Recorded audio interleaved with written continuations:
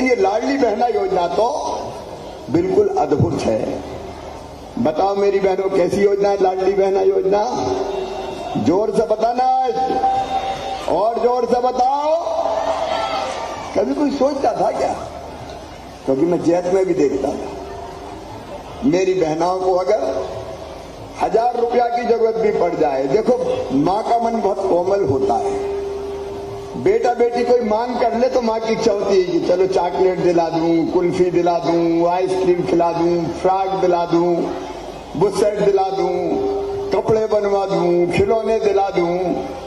लेकिन पास पैसा नहीं होते थे तो मन महसूस कर रह जाती थी और यही सोचते रहती थी, काश मेरे पास पैसा होते तो मैं भी अपने बेटा बेटी को कोई सामान दिला देती। बोलो सही बात है कि नहीं? अरे सब बोलो ना। इसलिए मेरे मन में यह आया कि बहनें कब तक आंसू बहाते रहेंगी, बहनें कब तक हाथ फैलाते रहेंगी।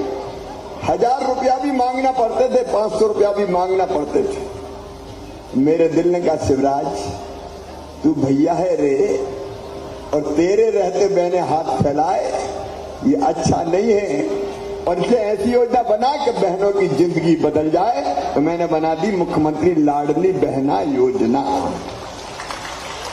और पहले तो मैंने तय किया कि 1000 रुपया दूंगा, साल में एक बार देने से काम नहीं चलेगा, क्योंकि खर्चा तो हर महीना लगा रहता है।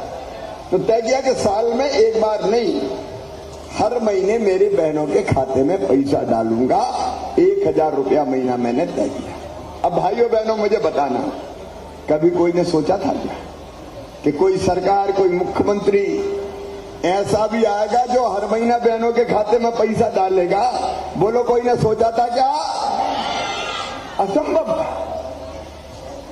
कहीं नहीं हुआ दुनिया में कि हर महीने सीधे सीधे खाते में पैसा आए। और फिर सोचा कि 1000 रुपया नहीं, बहनों को पूरी तरह से कैसे हम सुखी बना सकते हैं। क्यों बनाई मैंने योजना? कैसे सुखी बनाए बहनों को? तो मन में आया कि जरा और बढ़ा।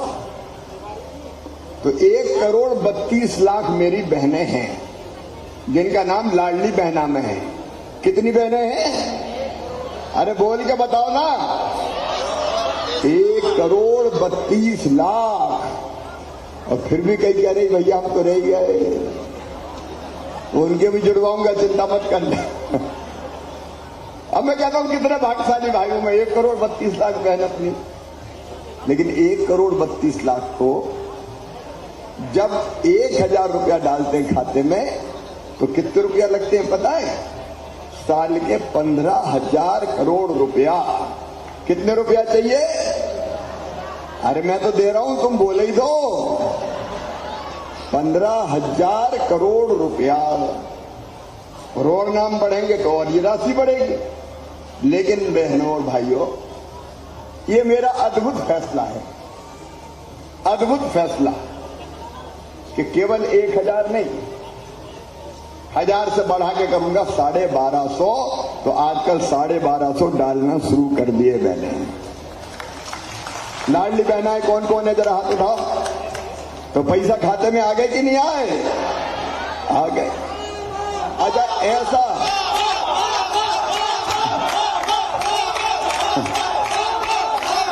हाँ मान लो।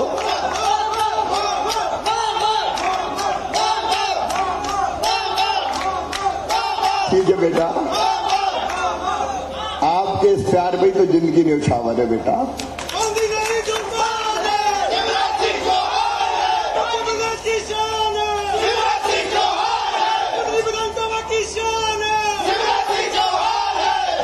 अच्छा ऐसी योजना के तय किया, ये भी आज गप लगा रहा हूं, कोई भाषण नहीं दे रहा हूं।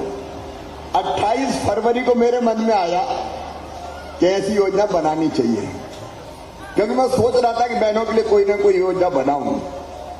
तो मैं रात भर जगता रहा, सोचता रहा क्या करूं क्या करूं क्या करूं, कई तरह के विचार मन में आए। और सवेरे 4 बजे फिर मेरे मन में ये लगा कि और कुछ मत दो, तुम तो पैसा खाते में डाल दो, बाकी काम है बहनें अपने आप कर लेगी। पैसा से सब की जाती है, तो जिसकी जो जरूरत होगी पूरी हो जाएगी। तो 4 बजे मैंने तुम्हारी भाभी को जगाया, साधना को। मैंने कहा उठो जरा, एक बहुत अच्छी योजना आई थी। तो कहने लगी अभी तो 4 बजे सो जान दो ना, तो खुद सोते हैं ना हमें सोने देते हो आप। तो मैंने कहा नहीं, योजना बड़ी अच्छी, आज रात में ही बताऊंगा। और तब मैंने सबसे पहले शेयर किया कि मैंने तय किया है कि 1000 रुपया हर महीने खाते में डालूंगा। तो कहने लगे देखो झूठा नहीं हो जाए, इतने पैसे लाओगे कहां से? लेकिन मेरा निश्चय था कि लाऊंगा। तो अब बढ़ा के कर दिए 1250, और फिर पैसे का इंतजाम करूंगा, फिर बढ़ा के करेंगे 1500 रुपया, फिर और इंतजाम करूंगा, फिर बढ़ा के करेंगे 1750 रुपया, फिर और इंतजाम करूंगा, फिर बढ़ा के 2000 रुपया करूंगा, फिर 2250 करूंगा, फिर 2500 करूंगा, फिर 2750 करूंगा, और फिर कितने करूंगा? अरे बहनों बोलो जोर से, 3000 करूंगा। अब दूसरी चीज जो मेरे दिमाग में चल रही है वो ये है कि रहने की जमीन का टुकड़ा हर गरीब के पास होना चाहिए। रहने लायक जमीन तो होनी चाहिए ना, भगवान ने पैदा किया है। तो हमने बनाई मुख्यमंत्री भू आवासीय अधिकार योजना, और ये तय किया कि जिनके पास रहने की जमीन नहीं है उनको फ्री में। अच्छा कैसे नहीं है? देखो मैं टीकमगढ़ गया एक बार, तो वहां से निकल रहा था तो एक गांव में आदमी खड़े थे, बहुत से माताएं बहनें, रोका तो मैं उतर के गया। मैंने कहा बताओ क्या बात है?